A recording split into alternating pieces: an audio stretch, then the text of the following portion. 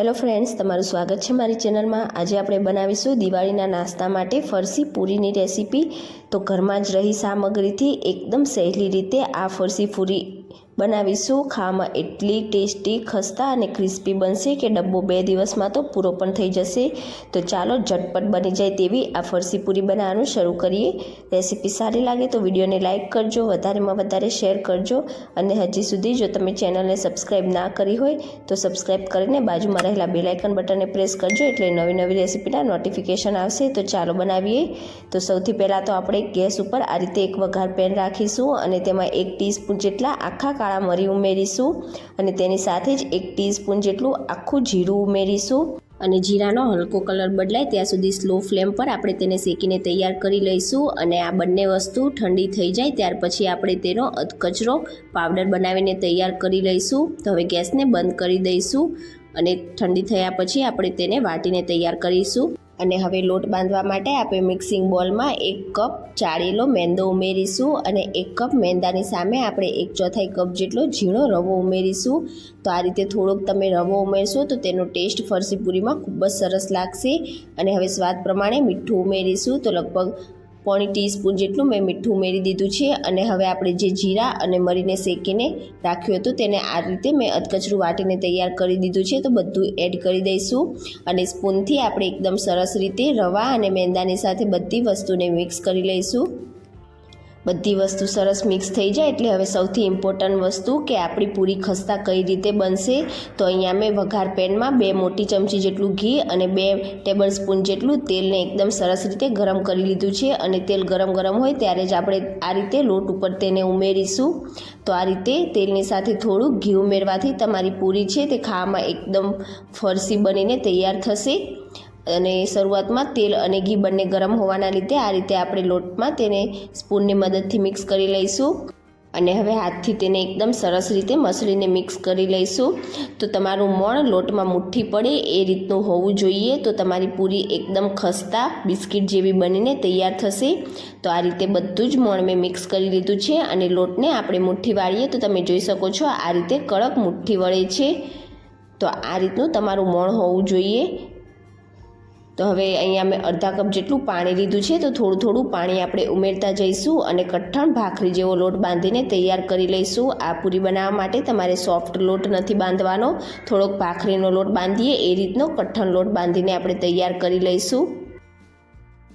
તો થોડું પાણી ઉમેરતા જઈ તમે જોઈ શકો છો મેં આ રીતનો લોટ બાંધીને તૈયાર કરી લીધો છે। આ રીતનો લોટ હશે તો આપણી પૂરી છે તે એકદમ પરફેક્ટ બનીને તૈયાર થશે। હવે આપણે તેને ઢાંકીને 10 થી 15 મિનિટ માટે રેસ્ટ આપી દઈશું, એટલે લોટ આપણો સરસ છે તે સેટ થઈ જશે।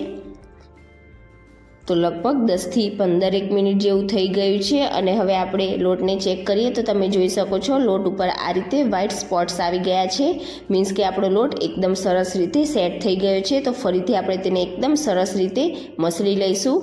તો મેંદો હોવાના લીધે લોટને સારી રીતે મસળવો ખૂબ જ જરૂરી છે અને લોટ સરસ મસળાઈ જાય એટલે હવે તેને હાથમાં લઈને 2 પાર્ટમાં ડિવાઈડ કરી લઈશું અને એક ભાગને આ રીતે મસળતા જઈને તેમાંથી આપણે એક સરખા માપના લુઆ તૈયાર કરી લઈશું।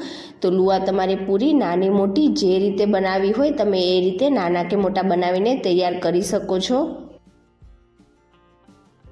અને હવે આ રીતે આપણે મસળીને એકદમ સરસ સ્મૂથ લૂ તૈયાર કરી લઈશું અને હવે આપણે તેને વણવા માટે લઈ લઈશું। તો બહુ જાડી પણ નહીં અને બહુ પાતળી પણ નહીં, એ રીતે આપણે પૂરીને વણીને તૈયાર કરવાની છે। તો તમે આ રીતે એક પૂરી પણ વણીને તૈયાર કરી શકો છો અને એક સાથે તમે મોટી રોટલી વણીને ગ્લાસ કે કટરની મદદથી તેમાં કટ લગાવીને આપણે પૂરી બનાવતા હોઈએ છીએ એ રીતે પણ પૂરી તૈયાર કરી શકો છો।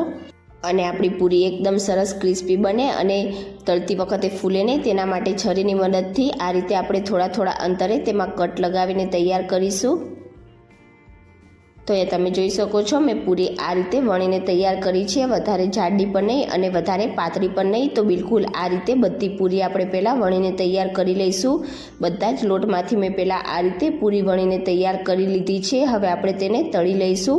તો તળવા માટે મેં તેલ પહેલાંથી જ ગરમ કરવા માટે રાખી દીધું હતું। એકસાથે આપણે 3 થી 4 જેટલી પૂરી એડ કરીશું અને ગેસની ફ્લેમ આપણે મીડિયમ ટુ લો સાઈડ રાખીશું અને મીડિયમ ટુ લો ગેસની ફ્લેમ ઉપર જ આપણે આ પૂરી તળીને તૈયાર કરી લઈશું।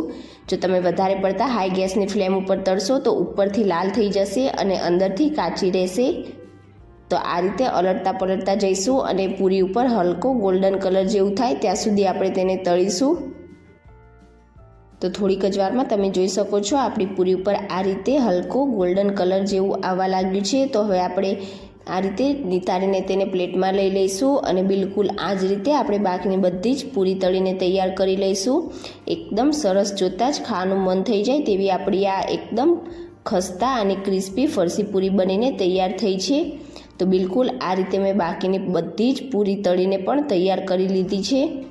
એકદમ ઓછા સમયમાં તમારી આ ફરસી પૂરી બનીને તૈયાર થઈ જાય છે અને તમે આ રીતે વધારે ક્વોન્ટિટીમાં બનાવીને તેને મહિના સુધી સ્ટોર પણ કરી શકો છો। તો તમે ક્યારે આ રીતે મેંદા અને રવાની ફરસી પૂરી ના બનાવી હોય તો એકવાર આ રેસીપી જરૂરથી ટ્રાય કરજો અને તમારી પૂરી કેવી બને છે તે મને કમેન્ટ કરીને ચોક્કસથી જણાવજો। અને આજની મારી રેસીપી તમને કેવી લાગી એ પણ મને કમેન્ટ બોક્સમાં જણાવજો। રેસીપી સારી લાગી હોય તો વિડીયોને લાઇક કરજો, વધારેમાં વધારે શેર કરજો અને ચેનલને સબસ્ક્રાઈબ કરીને બાજુમાં રહેલા બેલ આઇકન બટનને પ્રેસ કરજો એટલે નવી નવી રેસીપીના નોટિફિકેશન આવશે। Thank you for watching.